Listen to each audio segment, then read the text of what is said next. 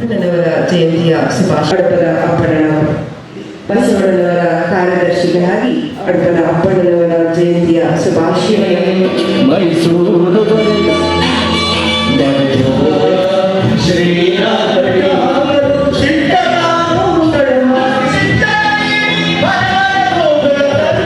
ಈ ಪ್ರತಿಭೆಗೆ ಬರಲಿ ನಿಮ್ಮೆಲ್ಲರ ಜೋರಾದ ಚಪ್ಪಾಳೆ.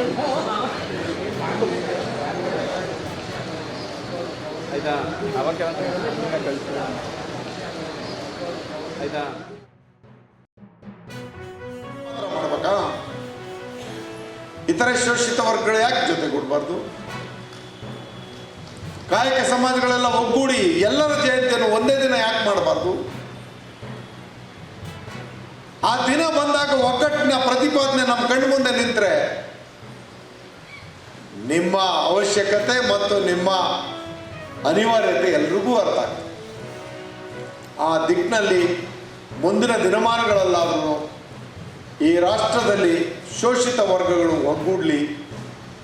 ಒಗ್ಗೂಡಿ ಏನು ಕಾಯಕ ಸಮಾಜದ ನೋವು ನಲಿವುಗಳಿದ್ದಾವೆ ಅವಕ್ಕೊಂದು ಹೊಸ ಬದುಕು, ಹೊಸ ಆಯಾಮ ದೊರೆಯಲಿ, ಸಂವಿಧಾನದ ಮೂಲ ಆಶಯ ಈಡೇರೋ ರೀತಿಯಲ್ಲಿ, ಆ ಹಕ್ಕುಗಳು ನಿಮಗೆ ದೊರೆಯುವಂಥ ರೀತಿಯಲ್ಲಿ ಸರ್ಕಾರಗಳು ಯಾವುದೇ ಇರಲಿ ಆ ವಿಚಾರದಲ್ಲಿ ಜವಾಬ್ದಾರಿಯುತವಾದಂಥ ಬದುಕನ್ನು ನಿಮಗೆ ನೀಡೋದಕ್ಕೆ ಅವಕಾಶ ಆಗ್ತದೆ.